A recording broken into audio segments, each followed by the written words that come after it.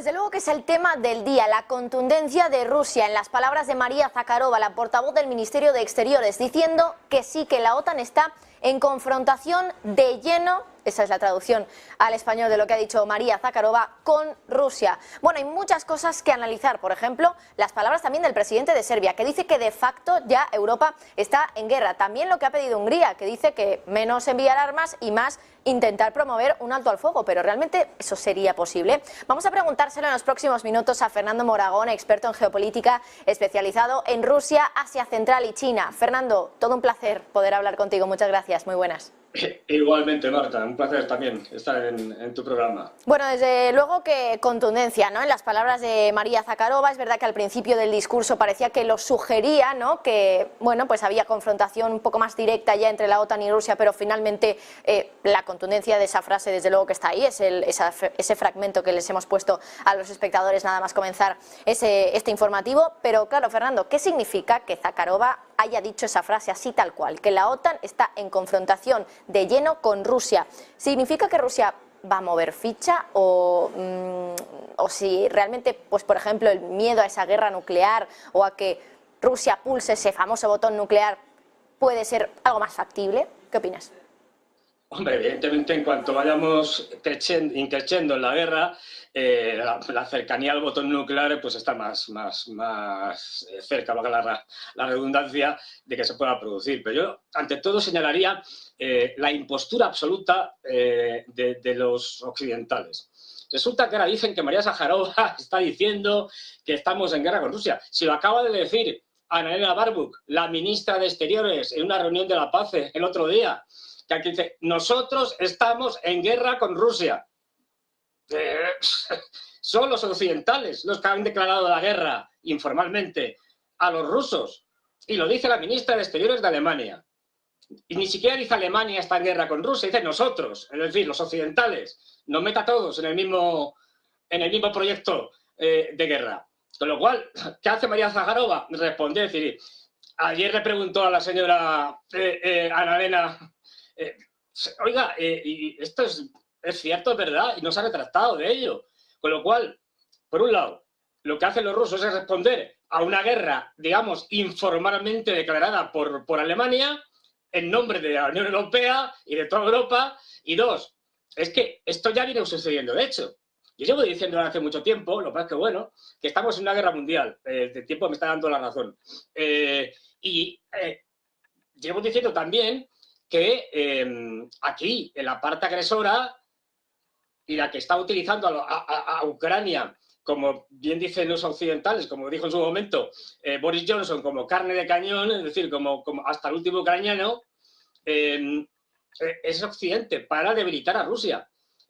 Y aquí tenemos que tener en cuenta una cosa, con el tema del armamento, ni los Leopard, y menos aún los F-16. Bueno, todo esto es un paripé. Quiero decir, Zelensky no manda nada en Ucrania. De hecho, ahora están haciéndose una serie de purgas internas, con dimisiones y con destituciones, y están poniendo a gente, a ver, para decirlo rápidamente, están poniendo a gente favorable a una postura más dura y favorable a Estados Unidos. ¿Y por qué? Porque dentro de la administración de Zelensky hay dos intereses distintos, los de los británicos y los de los norteamericanos, que no son exactamente iguales. Y ahora mismo los norteamericanos están desplazando a los británicos. Zelensky respondía fundamentalmente a los intereses británicos, el general en jefe de las Fuerzas Armadas ucranianas, Zadorny, a los intereses norteamericanos. Es posible que a Zelensky le quede muy poco, porque los norteamericanos se lo carguen y pongan a este general como jefe del Estado. Pero todo esto es un paripé. Es decir, en lo de los F-16 ya estábamos hablando, me acuerdo, la semana pasada, de que Holanda ya había dicho que sí, que se los entregaba mucho antes, cuando estábamos con el tema de los Leopard. Es decir, y los americanos ya habían dicho, bueno, si es cosa tuya, no hay problema. Si no implicas a la OTAN, es decir, todo esto es una escalada que los norteamericanos tienen claramente estudiada y programada. Y bueno, por pedir, lo de Ucrania ya llega al delirio de que cuando pidieron los F-16 y demás, Podolyak, uno de los hombres fuertes de la administración presidencial, pidió también submarinos, ucraniana pidió también submarinos. Dice, ¿esta gente dónde va a meter los submarinos? ¿En el Dnieper? En fin, esta escalada le interesa a Estados Unidos. No le interesa nada a Europa, que seguimos siendo vasallos de Estados Unidos, y con lo que cual va a conseguir extender la guerra al resto de Europa, cosa que ya se venía diciendo desde hace tiempo, era obvio, y que los europeos pierdan, no olvidemos, interés norteamericano, desindustrializar Europa, y Alemania en concreto, especialmente, llevarnos a la edad de piedra. Es porque somos competidores, porque ahora mismo la posición norteamericana está encantada con esta situación de escalada, nos vende más gas, nos va a vender un montón de armamento que vamos a ir mandando a que lo destruyan los rusos. Están haciendo el negocio del siglo, están haciendo con la ley de la inflación que las empresas alemanas fundamentalmente, pero europeas en general, se terminen yendo a Estados Unidos, igual que los capitales. Están encantados de la vida. Ganan en todos los aspectos, nos venden ya más gas que los rusos, es decir, tenemos claramente que decir que los que han dicho que están en guerra con Rusia son los europeos, y que además esto ya era un hecho, es decir, el tanque no se puede considerar bajo ningún concepto un arma defensiva, es un arma ofensiva, por propia definición. Si lo trivializamos mucho, al fin y al cabo es un cañón al que le pones unas orugas para que ande y pueda avanzar y conquistar territorio. Es decir, con lo cual, la implicación es que la implicación de la OTAN ya es absoluta.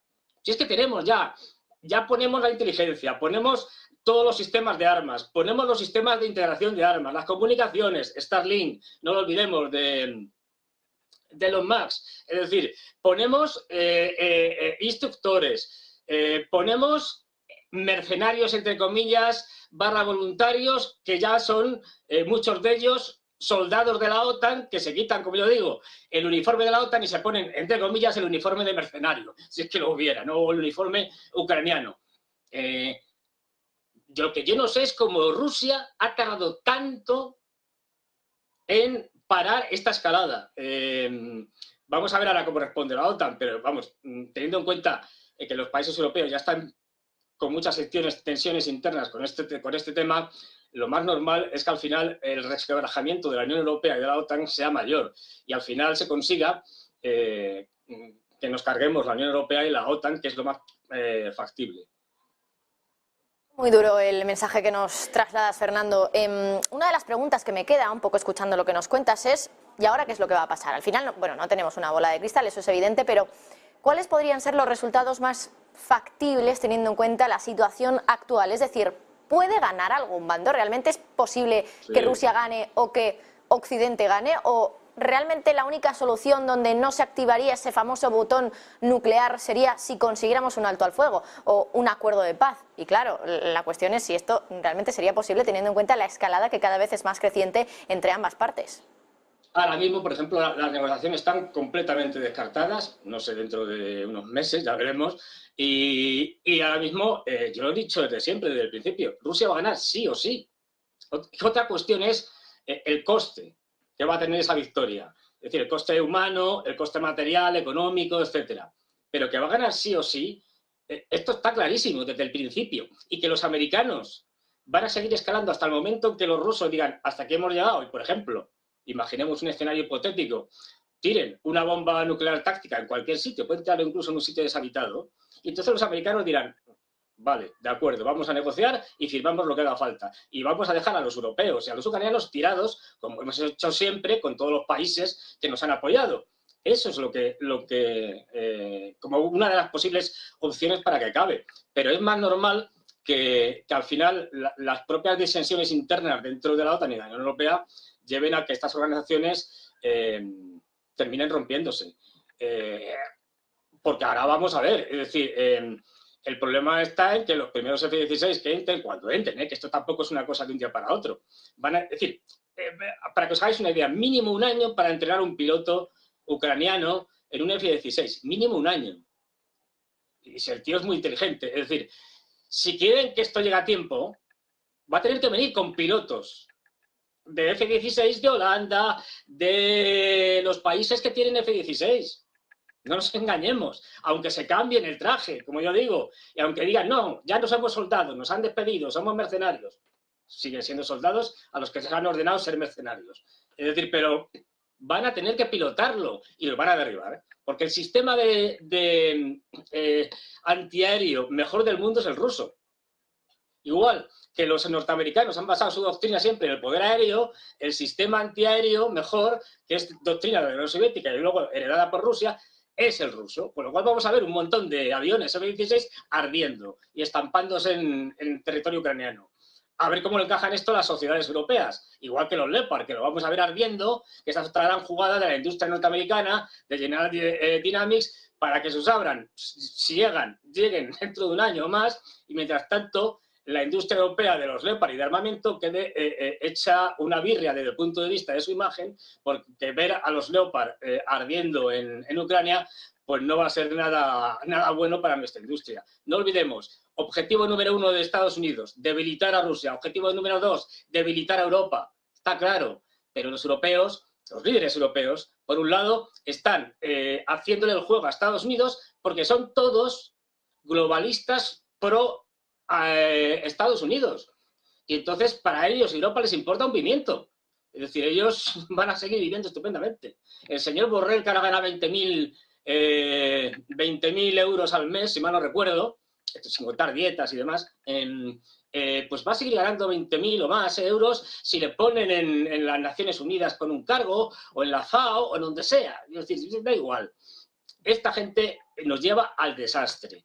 Y lo que tendríamos que hacer los europeos es salir a protestar porque tenemos una mayoría de dirigentes europeos que están traicionando a sus ciudadanos y a los intereses de sus países.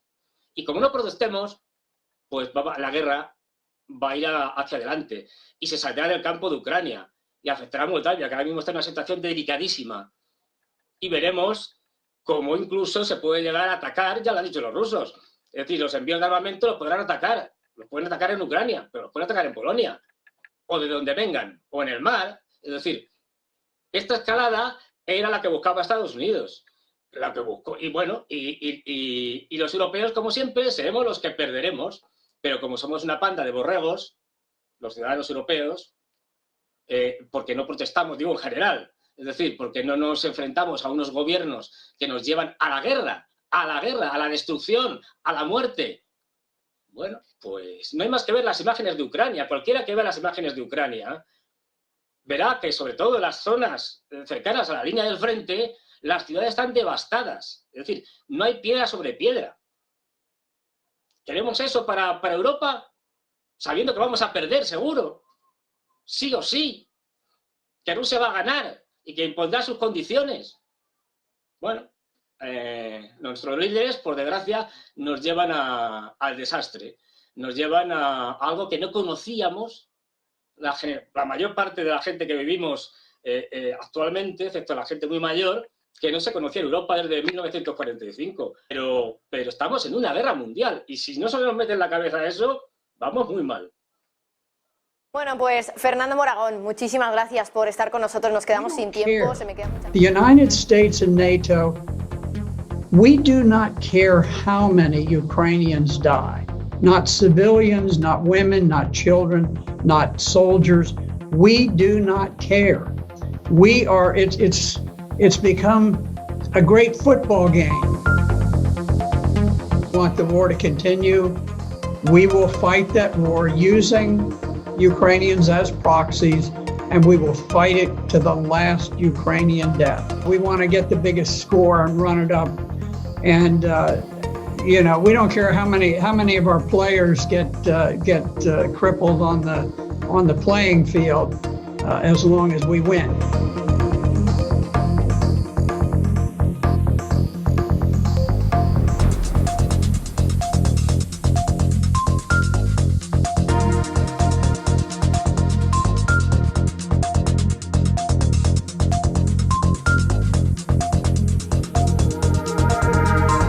We are shipping fantastic quantities of weapons.